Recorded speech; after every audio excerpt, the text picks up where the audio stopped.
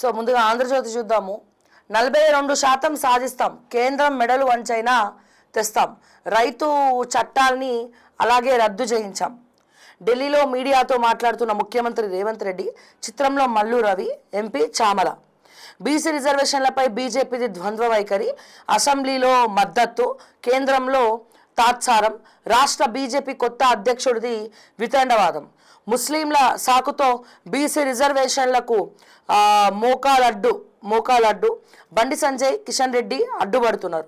దేశానికి రోల్ మోడల్గా తెలంగాణ కులగణన, 2 పిల్లలు నిబంధన ఎత్తివేతపై ఆలోచిస్తున్నాం. రాష్ట్రంలో ప్రతిపక్ష బీఆర్ఎస్కు నాయకుడు లేడు. బీఆర్ఎస్లో ఇంటి పోరు అంతా ఓ డ్రామా. ఉపరాష్ట్రపతి పదవిని దత్తాత్రేయకు ఇవ్వాలా? తెలంగాణ ప్రజలు తరపున కేంద్రాన్ని కోరుతున్నా. ఢిల్లీలో మీడియా సమావేశంలో సీఎం రేవంత్ రెడ్డి తెలంగాణ ప్రజల తరపున కేంద్రాన్ని కోరుతున్నట. ఎన్నడన్నా రేవంత్ రెడ్డి గారు ఏ ప్రజలతోనన్నా మీరు మాట్లాడినరా? ఏ ప్రజలకన్నా మీరు సమయం ఇచ్చారా? ఏ ప్రజా దర్బార్లో పోయి కూర్చుంటారా? ఏ ప్రజా దర్బార్లో మీ ఇంటి దగ్గరకు వస్తే మీకు రేవంత్ రెడ్డి అపాయింట్మెంట్ లేనిది, ఉదయ్ రెడ్డి లేనిది, జైపాల్ రెడ్డి లేనిది, వాళ్ళ అపాయింట్మెంట్ లేనిది ఎవరు లోపలికి రావద్దని చెప్తారు మీ ఇంటి దగ్గర. సెక్రటేరియట్లకు వస్తే వాళ్ళు అక్కడ రానియరు, ఇక్కడ రానియరు. ఏ పబ్లిక్ తోటి నువ్వు ఎన్నడూ మాట్లాడినావు? ఏ పబ్లిక్ తోటి ఎన్నడూ మాట్లాడినావు రేవంత్ అన్న? ప్రజల తరపున మాట్లాడుతుంటే ఎవరు మాట్లాడాలి? ప్రజల తరపున ప్రజలతోటి అనునిత్యం మమేకమైనటువంటి పర్సను, ఒక విజిటింగ్ అవర్స్ టైం పెట్టుకొని ప్రజల కష్ట సుఖాలు పంచుకునేటువంటి నాయకుడు ఎవరైతే ఉన్నాడో అప్పుడు నువ్వు మాట్లాడు. ప్రజల తరపున మాట్లాడుతున్నా, ప్రజల తరపున నేను అడ్రస్ చేస్తున్నా, ప్రజల తరపున ప్రజానాయకుడుగా, ముఖ్యమంత్రిగా, తెలంగాణ ముఖ్యమంత్రిగా మాట్లాడుతున్నానని. ముఖ్యమంత్రి అయినప్పటి నుంచి ఇప్పటి వరకు రేవంత్ రెడ్డి గారు ఎన్నడన్నా ఎవరినన్నా కలిసినవా? ఏ ప్రజలతోనన్నా చిట్చాట్ పెట్టినవా? ప్రజా సమస్యలు నీ సమస్యలు అనుకున్నవా? ప్రజా దర్బార్కైనా హాజరైనవా? ప్రజా దర్బార్కి పోతే ఒక మెసేజ్ వస్తుంది, కథం. ఆ మెసేజ్ వచ్చిన తర్వాత ఏం జరుగుతుంది? ఏం జరగదు. ఎక్కడేసిన గొంగలు అక్కడనే ఉంటుంది. ఇక ఇంకా పెద్ద విచిత్రం ఏం చెప్పాలన్నా, వీళ్ళు ప్రజా దర్బార్కి పోయినట్టు, మెసేజ్ వచ్చినట్టు, మళ్ళీ వీళ్ళు ఊర్లోకి వెళ్ళగానే ఎవరికి వీళ్ళైతే కంప్లైంట్ ఇవ్వడానికి ప్రజా దర్బార్కి వచ్చినారో వాళ్ళని బెదిరిస్తున్నారు మీ కాంగ్రెస్ వాళ్ళు. వాళ్ళని బెదిరిస్తున్నారు అక్కడ లోకల్ లీడర్స్ వాళ్ళని బెదిరిస్తున్నారు. నా మీదనే కంప్లైంట్ ఇస్తావా?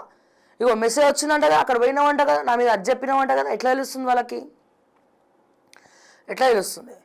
ప్లస్ ప్రజా దర్బార్లో వచ్చే కంప్లైంట్స్ని బేస్ చేసుకొని ప్రజలారా వీళ్ళు సెటిల్మెంట్లు చేసుకుంటున్నారు. సోకాల్డ్ కాంగ్రెస్ లీడర్స్ ఎవరైతే ఉన్నారో, కుటుంబం, అన్నగారి కుటుంబం ఉంది కదా, ఆ లెటర్లను, కంప్లైంట్ లెటర్లను పెట్టుకొని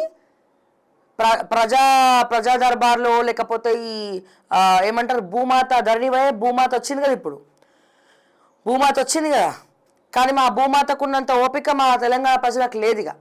వాళ్ళు ధరణ అన్నారు, మీరు భూమాత అన్నారు. సవరణలు మాత్రం ఏం లేవు. ఎక్కడేసిన గొంగలి అక్కడనే ఉంది, ఎక్కడ దొంగలు అక్కడనే గప్చుప్పు.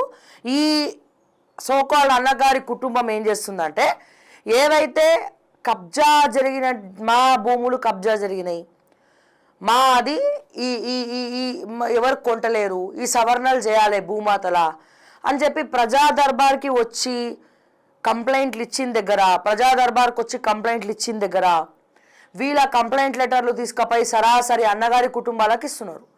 ఆ అన్నగారి కుటుంబం ఏం చేస్తుంది? తక్కువ బడ్జెట్లో వీళ్ళ భూములు కొనో, నయానో భయానో వాళ్ళని బుజ్జగించో బెదిరించో, తక్కువ రేటు కంటే ₹1,00,00,000 ఉన్న ల్యాండ్ ఒక 10 లక్షలకి, ఇంకా ఘోరంగా 5 లక్షలకి, లేకపోతే అసలే ఇవ్వకుండా అక్కడ అవతల లోకల్ పార్టీస్ తోటి ఎవరైతే కబ్జా పెట్టిండో వాడితో చేతులు కలిపి వీళ్ళు పైసల దందా చేసుకుంటున్నారు. వీళ్ళు పైసలు సంపాదించుకుంటున్నారు. ఇది జరగట్లేదా రేవంత్ రెడ్డి గారు? మరి దీని మీద కూడా శివధర్ రెడ్డి గారిని ఎంక్వైరీ చేయమని చెప్పండి, ఇంటెలిజెన్స్ నిఘా పెట్టమని చెప్పండి. ఆ అన్నగారి కుటుంబం ఎవరు? దాన్ని బేస్ చేసుకొని సెటిల్మెంట్లు చేసేది ఎవరు? పెట్టమని చెప్పండి. దీని మీద కూడా చర్చ పెట్టమని చెప్పండి. ప్రజా దర్బార్లా ఎవరు కుమ్మక్క అవుతుండే, ఎవరు ఇదవుతున్నారు? ఏ అన్నగారి కుటుంబం ఏం చేస్తుంది?